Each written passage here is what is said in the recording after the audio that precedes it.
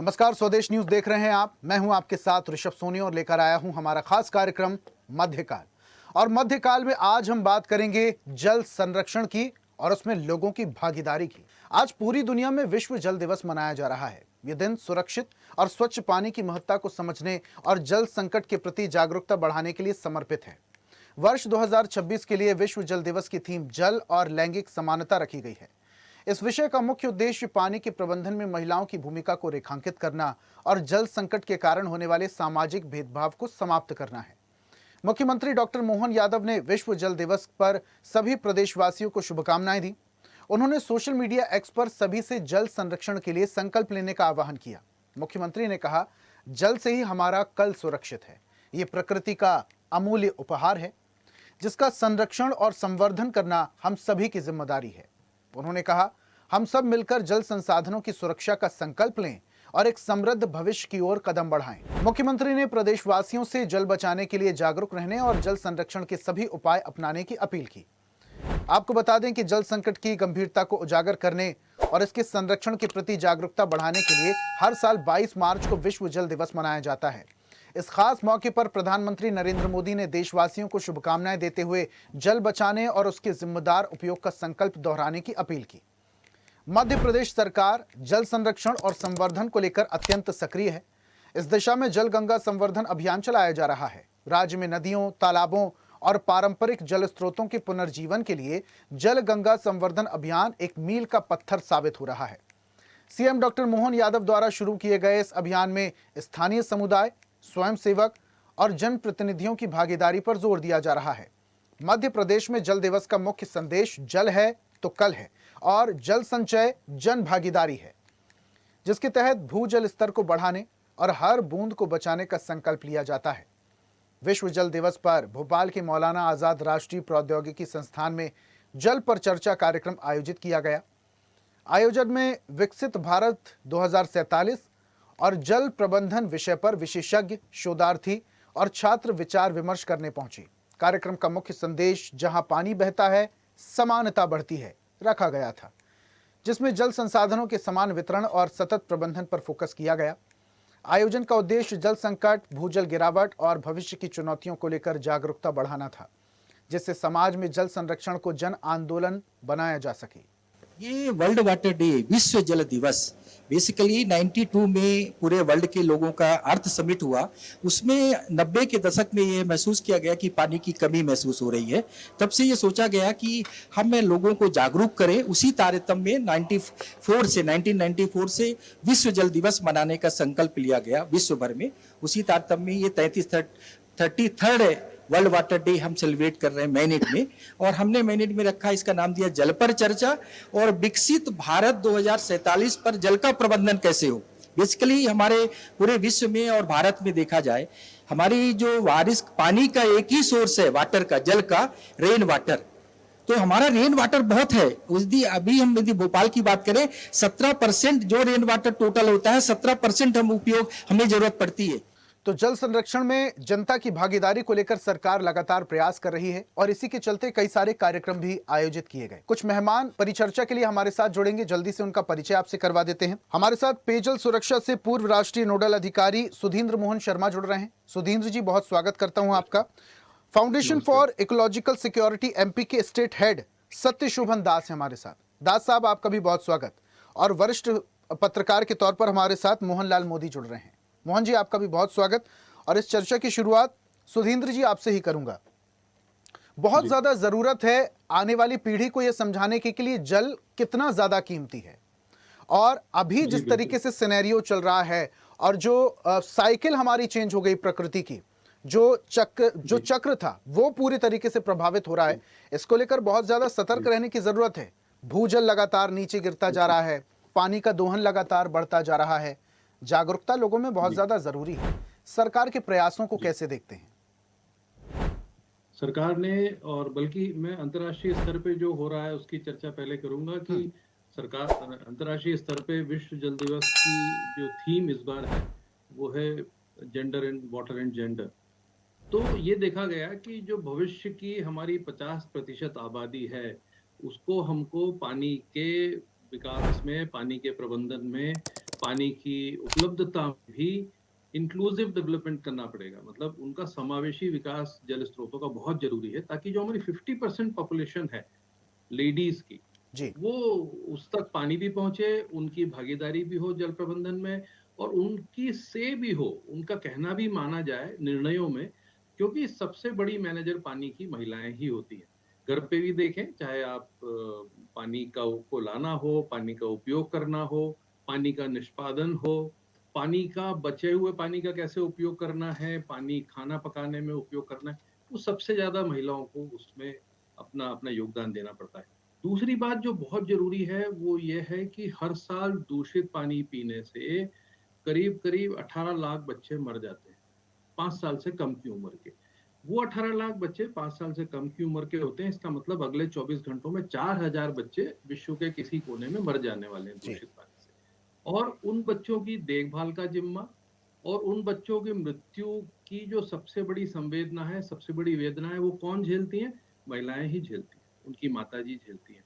तो ये हमको बहुत जरूरी है समझना कि पानी का सबसे बड़ा असर, पानी की उपलब्धता का, पानी की अनुपलब्धता का, पानी के दूषित होने का, पानी की वजह से होने वाली बीमारियों का, पानी की वजह से होने वाले जो नेचुरल डिजास्टर हैं उनका, इन सब का असर सबसे ज्यादा महिलाओं पे पड़ता है। अभी भारत सरकार की बड़ी एम्बिशियस योजना है हर घर जल हर घर नल। नहीं तो भारत में औसत रूप से हर महिला को, ग्रामीण क्षेत्रों की महिलाओं को औसत 180 किलोमीटर प्रति वर्ष चलना पड़ता था सिर्फ पानी लाने के लिए। तो हर घर जल हर घर नल से ये दूरी कम हुई है मुझे लगता है। कुछ घरों में अब दूर नहीं जाना पड़ता है, जहां हर घर जल हर घर नल आ गया है। कुछ राज्य इसमें थोड़ा पीछे हैं, कुछ 100% अचीव कर लिए हैं। उनका डैशबोर्ड आप देखेंगे जल जीवन मिशन का, तो उसमें ये समझ में आता है। दूसरा जो समावेशी विकास में हर घर जल हर घर नल, बल्कि जल जीवन मिशन 2.0 में जो प्रावधान किया गया है वो महिलाओं के समावेश के लिए बहुत ज्यादा महत्वपूर्ण भी है और बहुत ज्यादा शुभ भी है। उसमें ये कहा गया है कि जो हमारी जल समितियां हैं गांव में, हम्म। उसका 50% मेंबरशिप महिलाओं को होना चाहिए। जल ठीक। समितियों में 50% महिलाएं होंगी। और इसके साथ ही हम्म। महिलाओं को, हर गांव की 5 महिलाओं को वाटर क्वालिटी टेस्टिंग के लिए अलग से प्रशिक्षित किया जाएगा। उसके लिए भी भारत सरकार ने राज्य सरकारों को तकनीकी सहायता और फंड्स मुहैया कराए हैं। तो राज्य सरकारों को इसका हम्म। भरपूर लाभ लेना चाहिए। और हर गांव में अगर 5 महिलाएं वाटर क्वालिटी चेकिंग और टेस्टिंग के लिए नियुक्त हो जाएं, ट्रेंड हो जाएं, तो आप समझ सकते हैं कि गांव में जल साक्षरता कितनी ज्यादा बढ़ेगी। तो हम्म। ये बहुत जरूरी है समझना कि भारत सरकार अपने तई बहुत प्रयास कर रही है। हमको भी वाटर एंड जेंडर पे बहुत सारा काम करना है। उसके अलावा ग्राउंड वाटर की अवेलेबिलिटी भी बहुत सारा काम करना है। ग्राउंड वाटर की स्थिति हमारे यहाँ पे बहुत अच्छी है मध्य प्रदेश में। मैं आपको बता दूं फिर से, हम्म। जो हमारा राष्ट्रीय एवरेज है जो जल दोहन का, भूजल दोहन का, वो करीब करीब 60% है, राष्ट्रीय औसत पूरे भारत का। और हमारा जो मध्य प्रदेश का जो औसत है वो है 59%। तो हम राष्ट्रीय औसत से 1% कम है, हमारा भूजल दोहन कम है।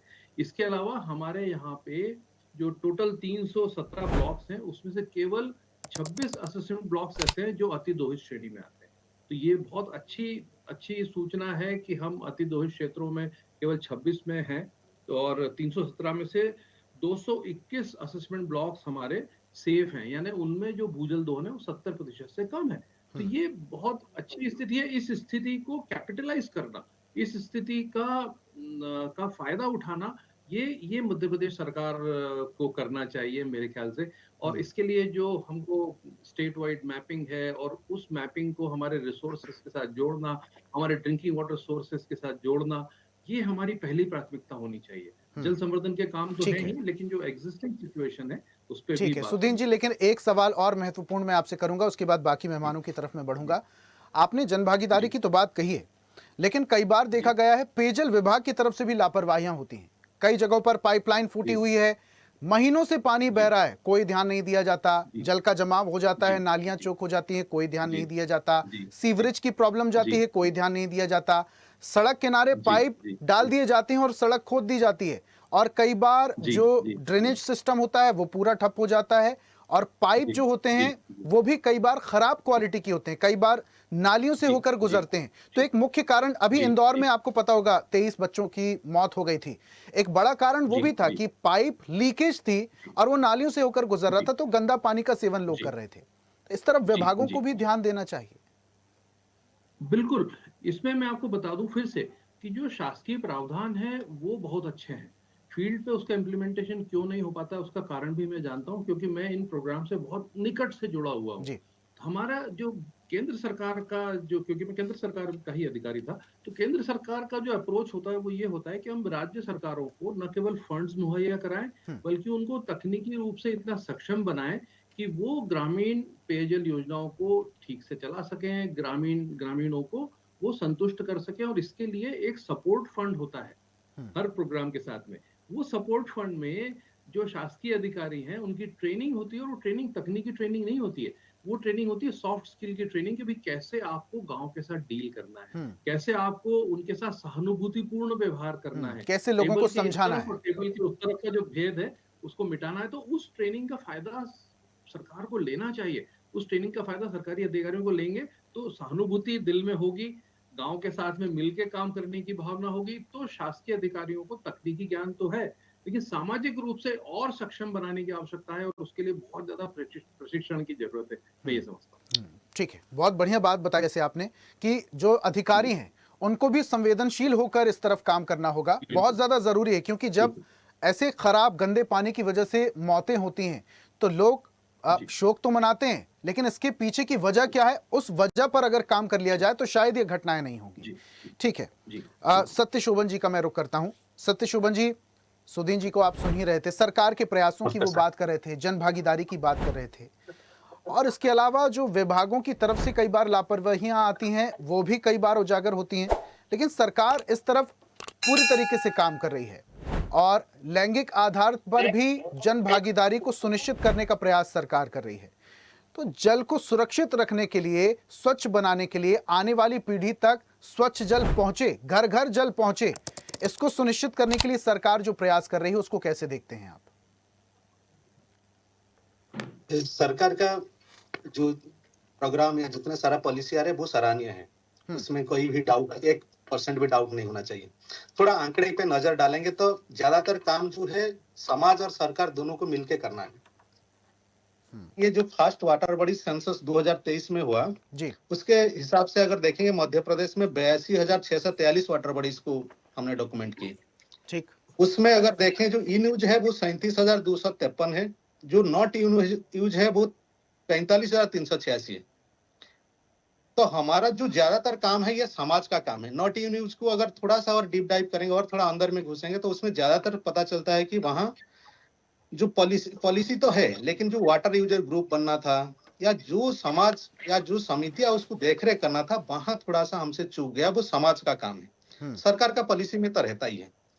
तो हम दोनों को एक साथ में लेके चलेंगे कि समाज और सरकार दोनों साथ में कैसे समावेशीकरण के तरफ बढ़ेंगे।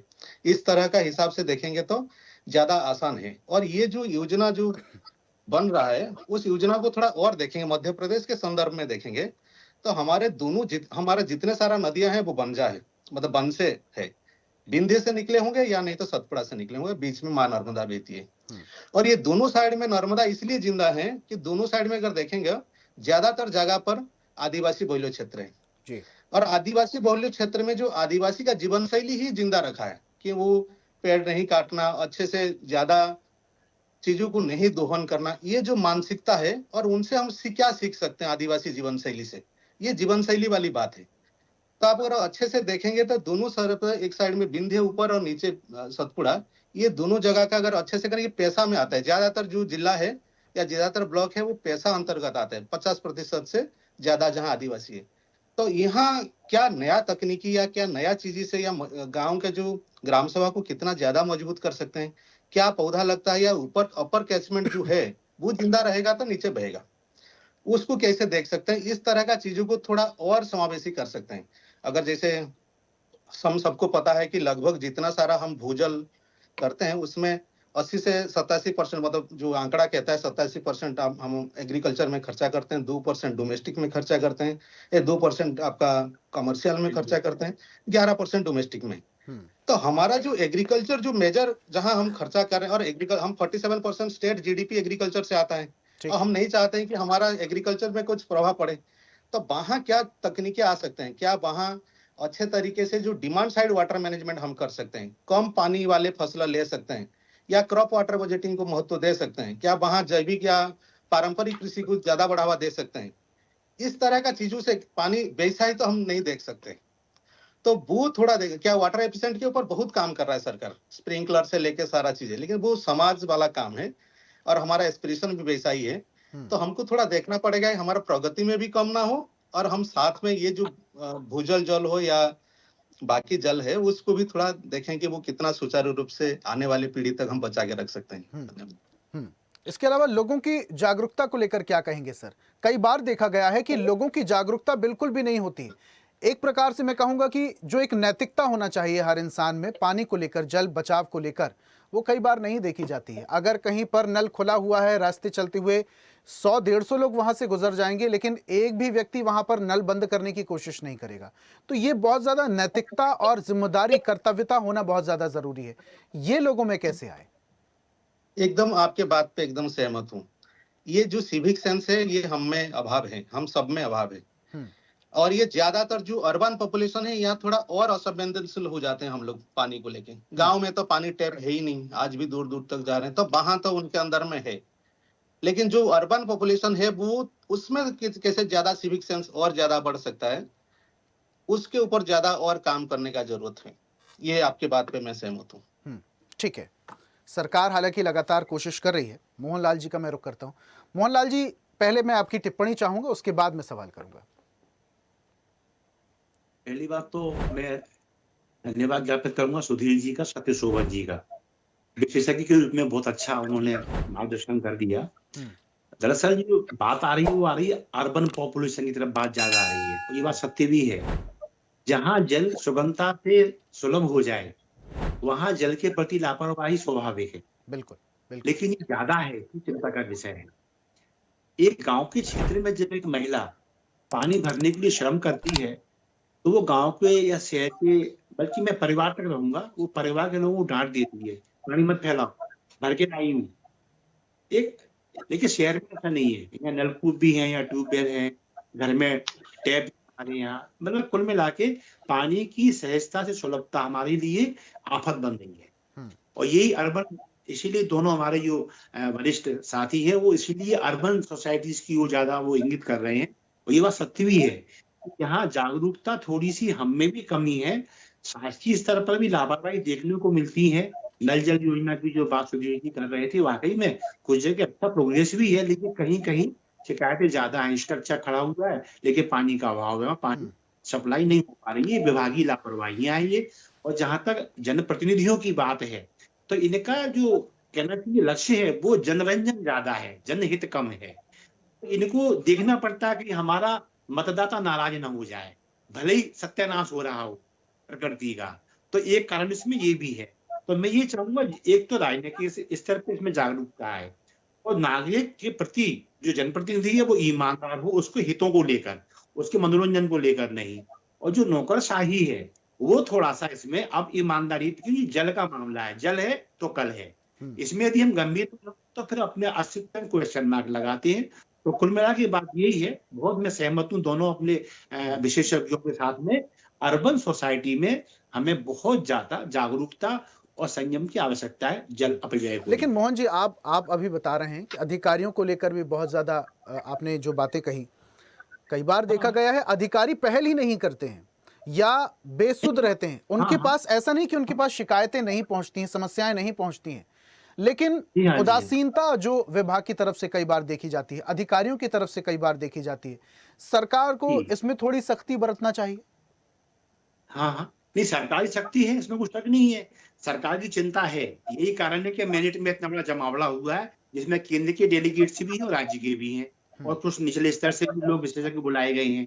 बात इतनी सी है कि नौकरशाही में पत्रकार होने के नाते मैंने जितने भी अभी तक अध्ययन किए उसमें मैंने ये पाना है कि टोटी खुली है तो कोई दिक्कत नहीं है, कोई जुर्माना नहीं है, टंकियां पानी के ऊपर फुल हो गई हैं तो वो फुल रही हैं।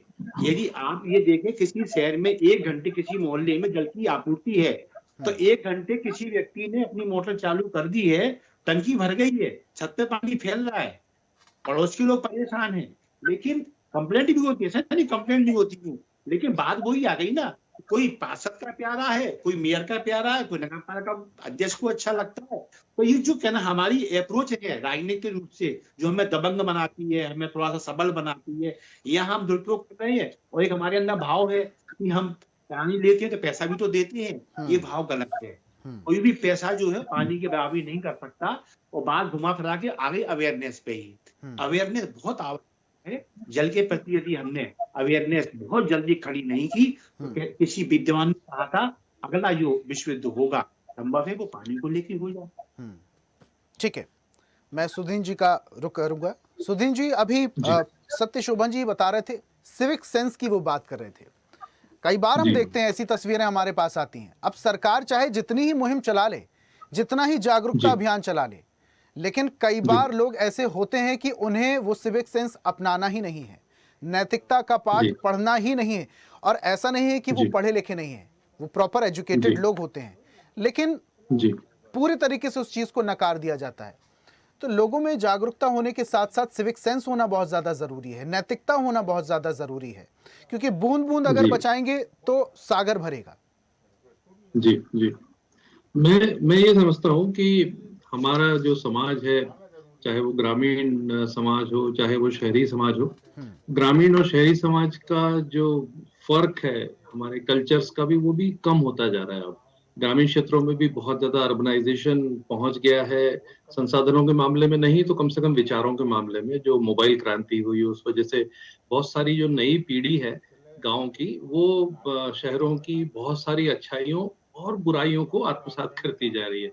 तो एक तो ये कारण है। दूसरा यह है कि गांव में पहले एक विशिष्ट फर्क महसूस होता था।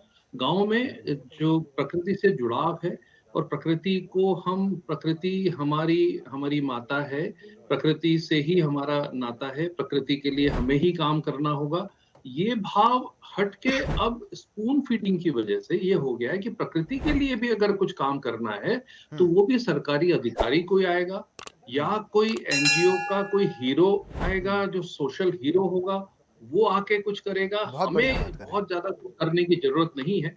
तो ये हमको सबको समझना पड़ेगा कि जो आज से 15 साल पहले या 20 साल पहले सामाजिक संरचना थी ग्रामीण क्षेत्रों की, वो बदल गई है बहुत ज्यादा। और उस समय के जो लोग अब बुजुर्ग हो गए हैं बहुत ज्यादा, जो उस समय युवा थे अब वो बुजुर्ग होने लगे हैं, तो उनमें जो समझ है उसका उपयोग करना बहुत जरूरी है, उनको मुख्य धारा में वापस लाना बहुत जरूरी है। लेकिन ग्रामीण अर्थव्यवस्था इस तरह की हो गई है कि जैसे ही व्यक्ति 60 साल की उम्र के आसपास उसको पार करता है तो अपने आप खेती बाड़ी, सामाजिक, राजनीतिक नेतृत्व, ये सब युवावस्था के लोगों को चला जाता है। और वो युवावस्था के लोग जो हैं वो इसमें ज्यादा व्यस्त हैं कि हमको ब्लॉक ऑफिसर से कैसे सेटिंग करनी है, हमको एग्रीकल्चर ऑफिसर से कैसे सेटिंग करनी है, हमको बैंक में कैसे ज्यादा पैसे कमाने हैं, शेयर्स में पैसे कमाने हैं। वो तो प्रकृति से दूर होते जा रहे हैं। ये एक सामाजिक बदलाव मुझे दिख रहा है। शहरी क्षेत्रों में भी ये हुआ है कि बहुत सारी नई पीढ़ी के बच्चे जो दूसरे शहरों से नौकरी करने आए हैं, वो इस शहर को अपना शहर नहीं मान पाते हैं। जो बच्चे यहीं बड़े हुए हैं वो जानते हैं कि हमारे शहर का तालाब यहाँ पर है, हमारे शहर की बावड़ी यहाँ पर है, उससे हमारा कोई अटैचमेंट है। तो बेसिक जो मेरे को लगता है कि प्रकृति से जुड़ाव जो होना चाहिए वो नहीं है बहुत सारे लोगों में, लेकिन जो पुराने लोग हैं उनमें अभी भी है। अब इसमें किया क्या जाए? किया ये जाना चाहिए कि हमको जितने भी थोड़े से बुजुर्ग लोग हैं जो प्रकृति से जुड़े रहे हैं शुरू से, उनके समूह बनाना बहुत जरूरी है। और सामाजिक नेतृत्व जो है वो उभारना बहुत जरूरी है, जो राजनीतिक नेतृत्व और प्रशासनिक नेतृत्व से अलग होना चाहिए। अब होता क्या है कि हर स्कीम के लिए एक प्रशासनिक नेतृत्व होता है। जो आप विश्वास करेंगे, पीएचई का कोई स्कीम है तो उसका नेतृत्व करता है उसका लोकल जूनियर इंजीनियर, सब इंजीनियर। अब सब इंजीनियर जो है वो उसके काफी दीर्घ कार्यानुभव के साथ साथ में उसका विजन सिर्फ गांव तक ही होता है, उसको सॉफ्ट स्किल बहुत ज्यादा अच्छे से नहीं पता होती है।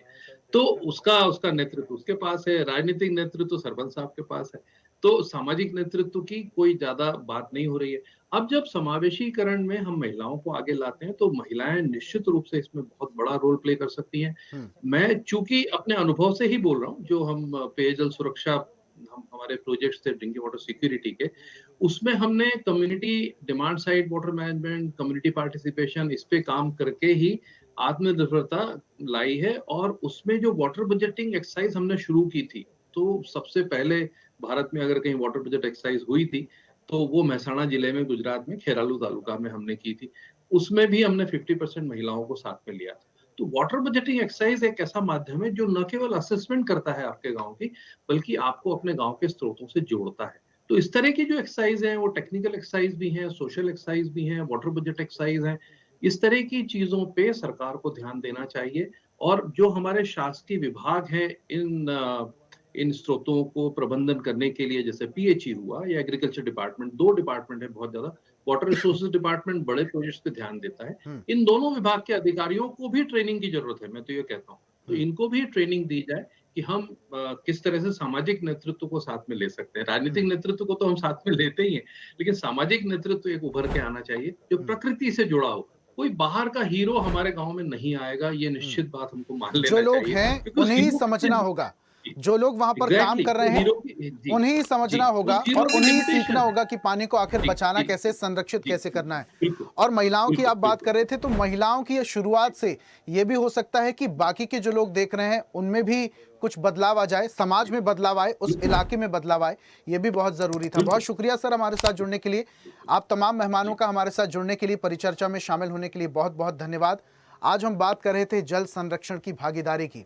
भागीदारी सरकार सुनिश्चित कर रही है, लेकिन इसके साथ साथ जल संरक्षण को लेकर भी सरकार अब प्रयास कर रही है। आज विश्व जल दिवस है, जिसके उपलक्ष्य में सरकार ने संकल्प लिया है कि जल के संरक्षण को लेकर जन भागीदारी कैसे सुनिश्चित की जाए, इसके लगातार प्रयास हो रहे हैं।